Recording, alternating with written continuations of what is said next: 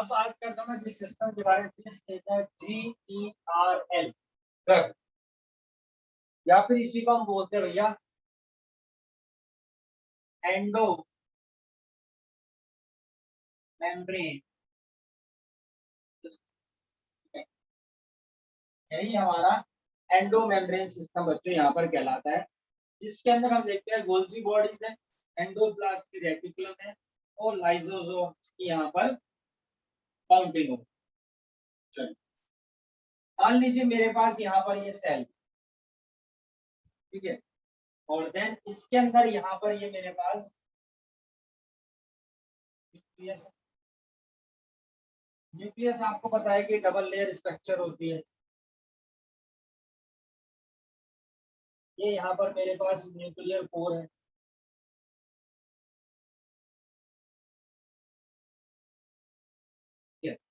This is the nuclear core, और मैं देखता हूँ कि यहीं पर इसी स्ट्रक्चर में से निकला होता है मेरे पास एंडोप्लाज्मिक रेटिकुलम भैया जी।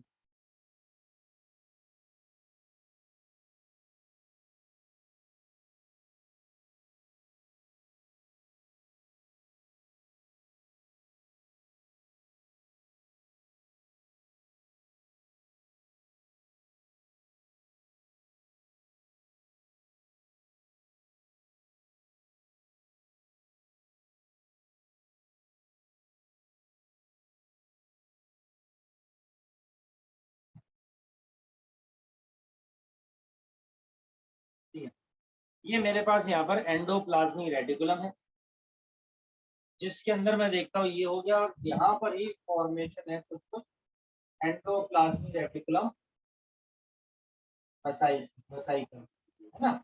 इस तरीके से हमने आपको यहाँ पर बना करके दिखाया। ठीक, इसके ऊपर यहाँ पर ये मेरे पास राइबोसोम भी प्रेजेंट है, ये देखिए, ये देखिए, ये देखिए, यहाँ पर ये राइबोसोम भी प्रेजेंट है इसकी मेम्ब्रेन के ऊपर।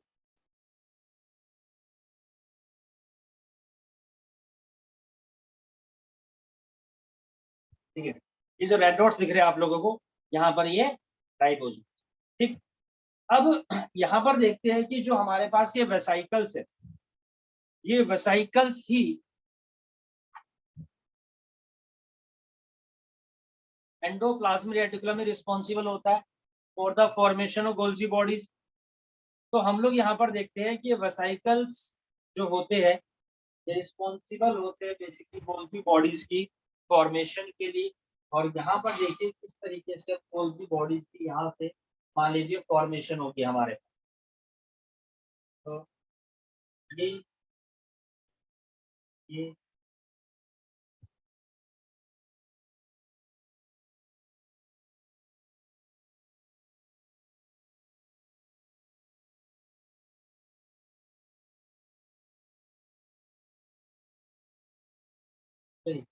ये मेरे पास यहाँ पर जो है गोल्जी बॉडीज है, और इसके अंदर भी मैं देख रहा हूँ ये वेसाइकल स्ट्रक्चर आप लोगों को दिख रही है।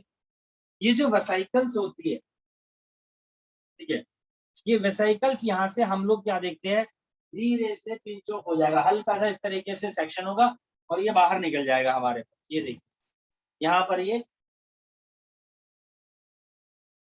बाहर निकल गया, ठीक है, यानी कि there is a pinch of vesicle और then there is a formation of lysosome.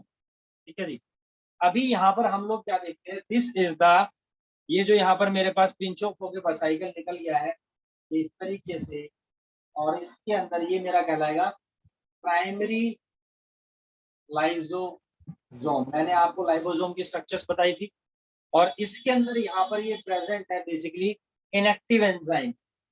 There is the presence of inactive enzymes, हमारे पास यहाँ पर ये इनएक्टिव एंजाइम्स प्रेजेंट है। ठीक, उसके बाद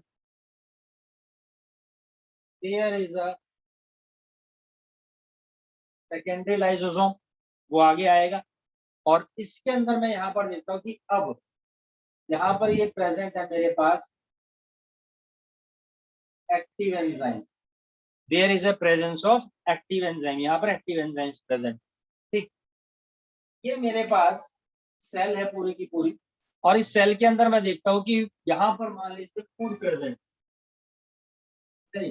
तो प्रोसेस होगी मेरे पास एंडोसाइटोसिस, यहाँ पर मेरे पास फूड प्रेजेंट है, दिस इज द फूड। चलिए, तो ये फूड जो है अंदर खींचा जाएगा बच्चों। यहाँ पर हमने देखा कि कंटेंट बन चुका है, there is a formation of caveola, caveola की फॉर्मेशन हो गई, ये फूड यहाँ से अंदर एंट्री मारेगा और ये यहाँ पर हमारे पास पहुंच गया। अब ये है basically this is the phagosome, ठीक है, ये कैवियोला बन गया, ये फैगोसोम। बेसिकली फैगोसोम को हम बोलते हैं फूड वैक्यूल। तो जब फूड के अंदर एंट्री होती है तब इस फूड वैक्यूल की फॉर्मेशन नहीं है। तो गर्ल के अंदर गोल्गी एपरेटस एंडोप्लाज्मिक रेटिकुलम है, लाइसोसोम, और साथ साथ वैक्यूल भी इसके अंदर होता है, लेकिन कौन सा वैक्यूल? Food vacuole. अब यहाँ पर मेरे पास एक्टिव एंजाइम, और जब ये यहाँ पर पहुंचता है फूड, तब मैं देखता हूँ कि इसके अंदर एंट्री यहाँ पर साइटोप्लाज्म है, साइटोप्लाज्म से हाइड्रोजन आयन अंदर एंट्री मारेगा, ये एंजाइम्स पहले एक्टिवेट हो जाएंगे और यहाँ पर ये फूड को क्या करेंगे भैया? डाइजेस्ट कर देंगे। समटाइम्स क्या होता है, वेस्ट मटेरियल भी होता है सेल के अंदर, तो यहाँ पर इस तरीके से कंटेनर बनता है, यहाँ पर ये सारा का सारा वेस्ट बाहर आ जाता है। तो this is the waste exocytosis. ये यहाँ पर क्या हो गया जी? वेस्ट का एक्सोसाइटोसिस हो गया। So this is all about the endomembrane system, किस तरीके से यहाँ पर ये काम कर, ठीक है। यहाँ पर मैंने आप लोगों को देखो वैक्यूल्स के बारे में बताया। अगर मैं वैक्यूल्स के बारे में बताता हूँ थोड़ी बहुत बातें, तो वैक्यूल बेसिकली क्या? वैक्यूल हमारे पास देखो तीन चार तरीके के होते हैं, ठीक है। एक तो हमारे पास होता है सेप वैक्यूल, ठीक है, सेप वैक्यूल, जिसके अंदर हम लोग क्या देखते हैं? सेप्टिल होता है, ठीक है, वो सेप वैक्यूल कहलाते हैं। दूसरा है मेरे पास यहाँ पर फूड वैक्यूल, जिसको मैं यहाँ पर फैगोसोम बोलता हूँ, ठीक है।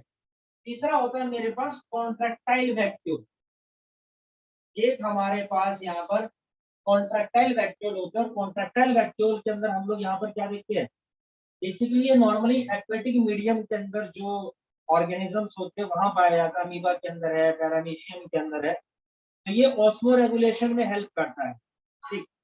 फिर होते हैं मेरे पास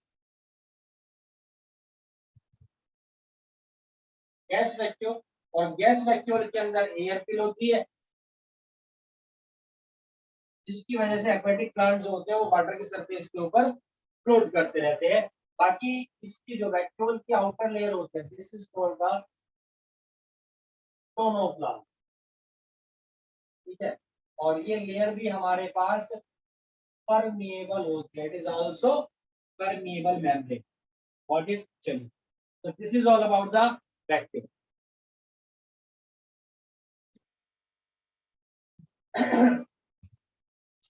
अब मैं बात करता हूँ आप लोगों से राइबोसोम के बारे में। देखिए, जब मैं राइबोसोम के बारे में बात करता हूँ तो सबसे पहले मैं आपको बता दूं, इसको यहाँ पर बोला जाता है पैलेट्स पार्टिकल। क्यों इसके बारे में बताया था कि बायोलॉजिस्ट उनको मिस्टर पैलेट बोला गया, मतलब पैलेट ने इसके बारे में बताया था भाई।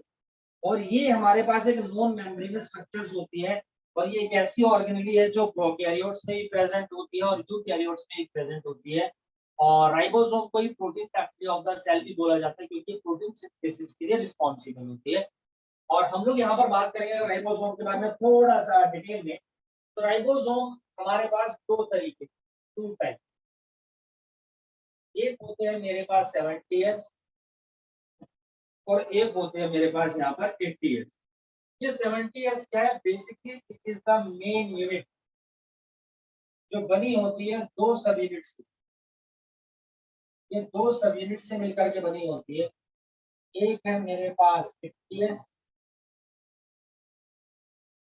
और दूसरी है मेरे पास यहाँ पर 30s।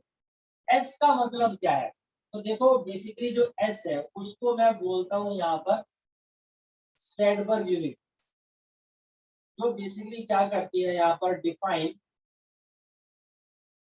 सेडिमेंटेशन रेट, इस सेडिमेंटेशन रेट को बताती है, ना कि एडिशन को बताती है। ठीक है, तो दो तरीके के होते हैं मेरे पास, 70s और 80s। 70s राइबोसोम प्रेजेंट होता है प्रोकैरियोट्स में, जबकि 80s पाया जाता है हमारे पास यूकैरियोट। ठीक है, और 70s पाया जाता है प्रोकैरियोट्स में। इसकी दो सब यूनिट होती है, 60s और 40s। लेकिन मजेदार बात यहाँ पर ये है कि जो हमारे पास यूकैरियोटिक है, इनके माइटोकॉन्ड्रिया के अंदर 70s वाला ही प्रेजेंट होता है। ठीक है जी, यानी कि यूकैरियोटिक के माइटोकॉन्ड्रिया के अंदर 70s वाला राइबोसोम पाया जाता है प्लास्टिड के अंदर। ठीक है जी, खास बात क्या है कि माइटोकॉन्ड्रिया और प्लास्टिड वैसे सब 80s वाले, लेकिन इन दोनों के अंदर 70s वाला ही राइबोसोम पाया जाता है, यानी जो प्रोकैरियोटिक से पाया जाता है। यानी कि 70s वाला राइबोसोम प्रोकैरियोटिक से पाया जाता है, उसके अलावा यूकैरियोटिक के माइटोकॉन्ड्रिया और प्लास्टिड में भी प्रेजेंट होता है। Okay okay okay. Location cytoplasm में पाया जाता है। साइटोप्लाज्म में कहां पर, एक तो जो सेल मेम्ब्रेन होता है उससे बाउंड होता है, न्यूक्लियर मेम्ब्रेन के आसपास पाया जाता है। ठीक है जी, दो चार साइटोप्लाज्म में भी होते हैं, बाकी एंडोप्लाज्मिक रेटिकुलम मेन है हमारे, मेन पाया जाता है एंडोप्लाज्मिक रेटिकुलम के ऊपर और न्यूक्लियर मेम्ब्रेन के आसपास यहाँ पर ये पाया जाता है, न्यूक्लियर मेम्ब्रेन। अब मैं देखता हूँ यहाँ पर कि इसकी दो सब यूनिट है, एक 50s और एक 30। ठीक, अब जो 50s है ये लार्ज यूनिट है, और जो 30s है मेरे पास स्मॉलर यूनिट है। और जो लार्ज सब यूनिट होती है इसके अंदर तीन साइट होती है या तीन रीजन होते हैं, हम कह सकते हैं। इसके अंदर तीन साइट है, तीन रीजन है। मान लीजिए मेरे पास यहाँ पर ये देखिए, ये लार्ज सब यूनिट है और ये स्मॉलर सब यूनिट है। ये 30s और वो 50s। आप ये मत सोचना 50 30 तो 80 होते 70 कैसा आया, दोबारा बोल रहा हूँ, एडिशन नहीं है, ये सेडिमेंटेशन है। ठीक है, चलिए ठीक है। अब इसके अंदर तीन साइट होती है यहाँ पर मेरे पास, ई, पी और ए। तो आप में से जिन स्टूडेंट्स ने मुझसे बायोमोलिक्यूल पढ़ा हुआ 11th क्लास में अकेडमी के बैच में, मैंने लास्ट ईयर ही बताया था, अदरवाइज 12th में हम इसके बारे में पढ़ेंगे। ठीक है, जेनेटिक्स में पढ़ेंगे चैप्टर 6 में डिटेल में। अब इसमें जो ए है हमारे पास, ये साइट है जहां पर बेसिकली अमीनो एसिड आकर के अटैच होता है, चिपकता है। तो इसको मैं बोलता हूँ अमीनो एसाइल साइट। ठीक है, ये हमारे पास अमीनो एसाइल साइट होती है। और फिर हमारे पास होती है पी, यानी कि पेप्टिडाइल साइट, और ई होती है एग्जिट साइट। होता है क्या है, ये हमारा सेल है, सेल के अंदर न्यूक्लियस होता है, ये राइबोसोम पड़ा हुआ है सही साइटोप्लाज्म में। लार्ज यूनिट और सब स्मॉल यूनिट दोनों अलग अलग होते हैं। हमारी बॉडी के अंदर, हमारी बॉडी सेल से बनी है, सेल प्रोटीन से बनी है। प्रोटीन कौन बनाता है, राइबोसोम बनाता है, ये राइबोसोम है। लेकिन कौन सा प्रोटीन बनाना है ये कौन डिसाइड करता है, ये डिसाइड करता है हमारे पास डीएनए। तो डीएनए से इंफॉर्मेशन आती है, यानी कि न्यूक्लियस से इंफॉर्मेशन आती है, साइटोप्लाज्म में वो इंफॉर्मेशन कैरी करके लेकर के आके हमारे पास आरएनए, उसके बारे में बात करेंगे। तो वो इंफॉर्मेशन लेकर के आता है, और उस इंफॉर्मेशन को यूज करके स्पेसिफिक प्रोटीन की फॉर्मेशन होती है। उस समय दोनों जो यूनिट्स होती है हमारे पास, दोनों अलग अलग होती है, बट मैग्नीशियम आयन के कारण दोनों हमारे पास यहाँ पर क्या हो जाती है, अटैच हो जाती है। ये साइट हो गई ई, टी और टी। अब कौन सा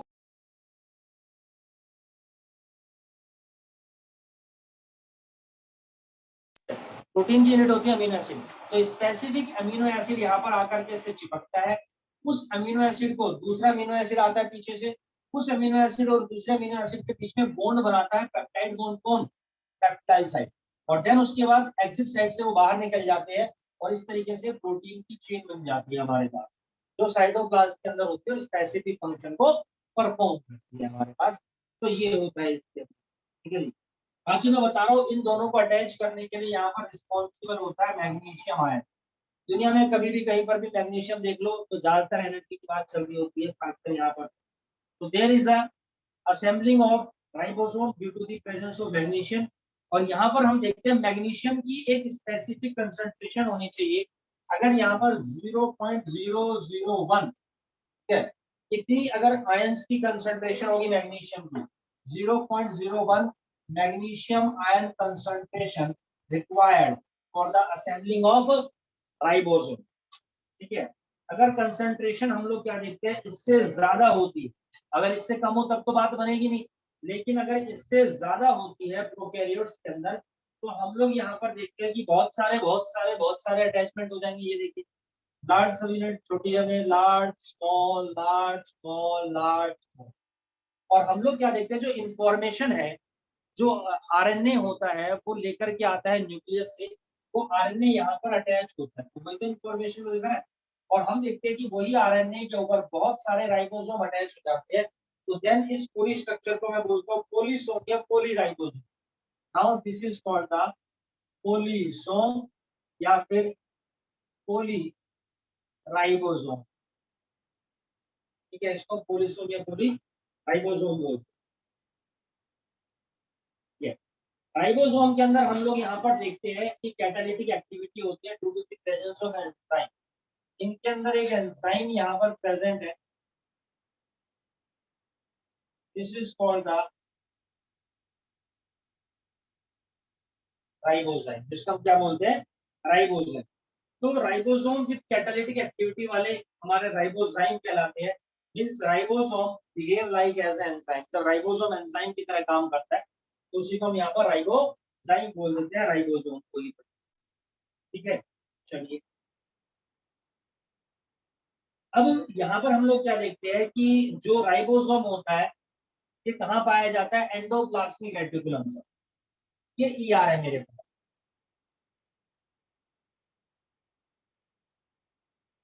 ठीक। और मैं बोल रहा हूँ कि राइबोसोम यहाँ पर इसके ऊपर अटैच है, ये देखिए राइबोसोम यहाँ पर अटैच।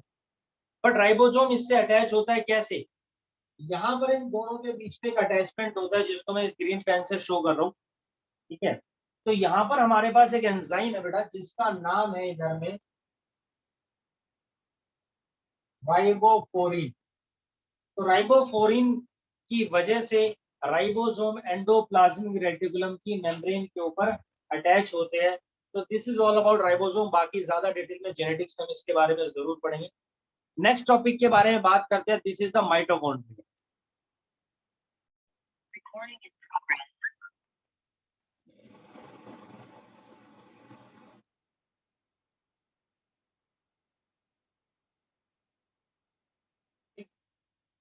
देखो माइटोकॉन्ड्रिया को ही बोला जाता है power house of the cell, और इसके बारे में हमारे को बताया था पॉलीगेन ने। और ये डबल मेम्ब्रेन स्ट्रक्चर होती है, दो मेम्ब्रेन होती है। डिस्कवरी इसकी यहाँ पर जरूर पॉलीगेन ने की थी। और the term mitochondria given by Benda, क्या बेंडा ने टर्म इजाद करी थी। और इसके अंदर दो मेम्ब्रेन होती है, एक आउटर मेम्ब्रेन होती है हमारे पास और एक इनर मेम्ब्रेन होती है।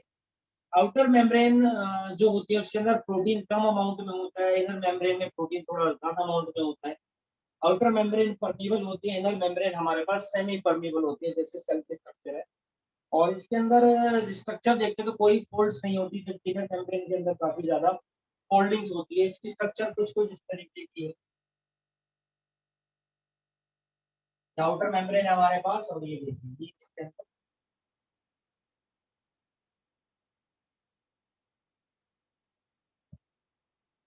ये हमारे पास इस तरीके से इनर मेम्ब्रेन हो, ठीक। अब एक चीज और बता दूं कि यहाँ पर जैसा कि मैंने बताया कि इसके अंदर भी राइबोसोम्स प्रेजेंट होते हैं, ये देखिए इसे 70s राइबोसोम, ठीक है। माइटोकॉन्ड्रिया के अंदर 70s राइबोसोम प्रेजेंट होता है। बाकी इसके अंदर अपना पर्सनल खुद का सर्कुलर डीएनए होता है, इसके पास अपना पर्सनल खुद का डीएनए होता है। तो ऐसी ऑर्गेनिज्म जिनके पास अपना डीएनए होता है उसमें एक माइटोकॉन्ड्रिया भी हमारे पास प्रेजेंट है। उसके अलावा यहाँ पर अंदर जो लेयर है मेरे पास देखिए यहाँ, उसके अंदर भी कंटेंट भरा होता है बेटा, जिसको मैं बोलता हूँ मैट्रिक्स। ठीक है, और इस मैट्रिक्स के अंदर प्रेजेंट होते हैं हमारे पास एंजाइम्स। इस मैट्रिक्स के अंदर एंजाइम्स प्रेजेंट होते हैं। ठीक है, रिच इन एंजाइम्स, भरपूर मात्रा में। और उसके अलावा there are some divalent ions. इसके अंदर हम लोग यहाँ पर देखते हैं डाईवैलेंट आयंस भी प्रेजेंट होते हैं, जिसमें मैग्नीज है, मैग्नीशियम है, आयरन है।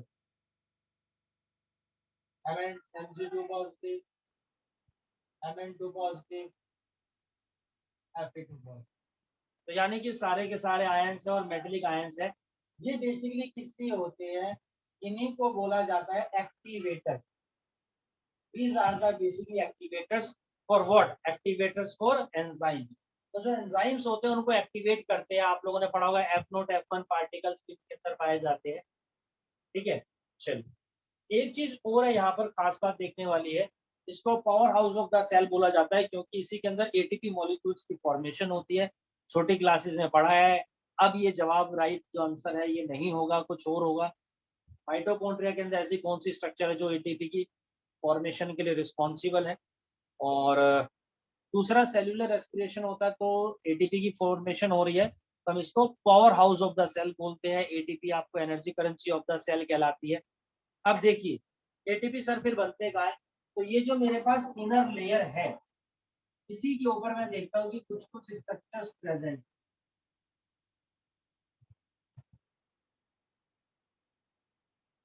These are termed as oxysome. Class 11th में हम लोगों ने पढ़ा था। ठीक है, रेस्पिरेशन इन प्लांट्स के अंदर, फोटोसिंथेसिस इन हायर प्लांट्स। ठीक है, प्लांट फिजियोलॉजी में। तो ये कहलाती है ऑक्सीजोम, जहां पर एटीपी सिंथेसिस होती है बेसिकली। ऑक्सीजोम के अंदर क्या होता है? ATP synthesis. तो कोई आपसे पूछे एटीपी कहाँ बनता है, तो माइटोकॉन्ड्रिया मत लिखना, बड़े बच्चे हो गए तुम। ऑक्सीजोम के अंदर माइटोकॉन्ड्रिया हमारे पास डीएनए प्रेजेंट होने की वजह से एक सेमी ऑटोनोमस स्ट्रक्चर होती है पिता।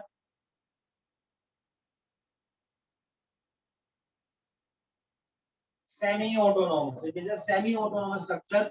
और इट कैन रेप्लिकेट, ये भी अपने रेप्लिका बनाती है। जहां जहां पर सेल में जितनी रिक्वायरमेंट होती है उस हिसाब से इसके अंदर डिवीजन होता है, और अकॉर्डिंग टू रिक्वायरमेंट सेल के अंदर माइटोकॉन्ड्रिया की फॉर्मेशन हो जाती है। ठीक है, जो मैट्रिक्स है मेरे पास यहाँ पर प्रेजेंट है, इसका जो कलर होता है वो pale yellow. Matrix colour is pale yellow due to, important question है, इसके बारे में पूछा जाता है। Due to the presence of riboflavin. ठीक है, due to the presence of riboflavin, riboflavin की वजह से इसके मैट्रिक्स का कलर हमारे पास यहाँ पर बच्चों पेल येलो कलर का होता है। इसकी इनर मेम्ब्रेन को अगर मैं थोड़ा सा जूम करके यहाँ पर निकाल लेता हूँ, जो आप लोगों ने 11th क्लास में भी पढ़ा हुआ है। ये मेरे पास आउटर मेम्ब्रेन है और ये मेरे पास यहाँ पर इनर मेम्ब्रेन है। ठीक है, ये मेरे पास इनर मेम्ब्रेन है, और इस इनर मेम्ब्रेन के अंदर देखता हूँ मेरे पास प्रेजेंट होते हैं F0 एंड F1 पार्टिकल। ठीक है, तो देखिए ये जो इनर मेम्ब्रेन है यहाँ पर ये मेरे पास एक स्ट्रक्चर। ठीक है, लुक हियर, जो बेसिकली यहाँ पर ये फेस है ऑक्सीजोम का, जिसके अंदर प्रेजेंट है F0 पार्टिकल। ठीक है, जिसके अंदर F0 पार्टिकल है। फिर उसके बाद इसका स्टार्क होता है यहाँ पर ही, इसके अंदर प्रेजेंट होते स्टार्क जो है F5 और F6 पार्टिकल्स प्रेजेंट होते हैं। और यहीं पर इसके आगे अब मेरे पास प्रेजेंट है बच्चों ये हेड, जिसके अंदर F1 पार्टिकल है। And it have an enzyme, this is called the ATPase enzyme, जिसको हम क्या बोलते हैं? एटीपेज एंजाइम है, जो एटीपी की सिंथेसिस के लिए रिस्पॉन्सिबल है। पूरी स्ट्रक्चर मेरे पास यहाँ पर ये ऑक्सीजोम कहलाती है, जहाँ पर F0 F1 पार्टिकल्स थे, इन्हीं को एलिमेंट्री पार्टिकल्स भी बोला जाता है। ठीक है, ऑक्सीजोम को भी आप बोल सकते हैं, these are the elementary particle. तो ये एटीपेज एंजाइम करता क्या है बेसिकली, इसका काम होता है यहाँ पर, पता चलेगा आपको यहाँ पर, एटीपेज एंजाइम, जिस एंजाइम का नाम है एटीपी सिंथेटेज, एटीपी सिंथेटेज। तो होता क्या है, यहाँ पर मेरे पास प्रेजेंट होते हैं एडीपी और आई, और यहाँ पर हम देखते हैं कि हाइड्रोजन पंप की फॉर्मेशन होती है, और जो क्या करते हैं इन दोनों को अटैच करके जब हायर कंसंट्रेशन से लोअर कंसंट्रेशन तक आयंस की ट्रांसफर होती है, यहाँ पर हम देखते हैं हाइड्रोजन आयन कंसंट्रेशन कम है, यहाँ ज्यादा है, तो जब वो ट्रांसफर होते हैं तो एनर्जी यूटिलाइज होती है एडीपी आईपी को मिलाने में, और फॉर्मेशन हो जाती है किस चीज की, एटीपेज की मदद से, एटीपी एंजाइम की। ठीक है, तो this is the function of mitochondria, ATP synthesis होती है। उसके अलावा हम लोग यहाँ पर देखते हैं एक बहुत बहुत बहुत बढ़िया काम, पहली चीज तो एटीपी फॉर्मेशन हो गई, दूसरी चीज मैं आपको यहाँ पर बताता हूँ, वाइटेलोजिनेसिस, एक फंक्शन और है इसका बच्चों यहाँ पर, दिस इज द वाइटेलोजिनेसिस, मतलब कि योग फॉर्मेशन, समझे, यानी कि योग फॉर्मेशन होता क्या है, जो हमारे पास योग का न्यूक्लियस है, जो एग के अंदर योग प्रेजेंट होता है बच्चों, ठीक है, there is a egg yolk, उसके अंदर हम लोग यहाँ पर देखते हैं न्यूक्लियस है, तो वहां पर हम लोग क्या देखते हैं, माइटोकॉन्ड्रिया और प्लस में गोल्जी बॉडी,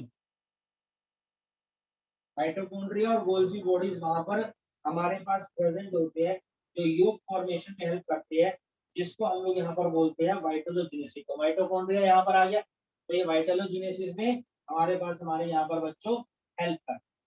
देखिए मैं आपको एक चीज और बता दूं, जैसा कि आपको बताया ये मेरे पास एग है, ये इसका न्यूक्लियस, तो यहाँ पर हमारे पास क्या प्रेजेंट है, इसका साइटोप्लाज्म प्रेजेंट होता है, ये स्पर्म है, तो जब स्पर्म एग को फ्यूज करता है, तो स्पर्म का तो सिर्फ न्यूक्लियस ही एंट्री मारता है, उसका साइटोप्लाज्म एंट्री मारता नहीं है, और जब ये मेरे पास यहाँ पर ये फ्यूज्ड एग हो जाता है, तो इसके अंदर जो साइटोप्लाज्म है वो सिर्फ और सिर्फ मदर का होता है, तो वही हमारा नेक्स्ट जनरेशन में ट्रांसफर होता है, तो इसको मैं बोलता हूँ साइटोप्लाज्मिक इनहेरिटेंस, या फिर बोला जाता है मैटरनल इनहेरिटेंस।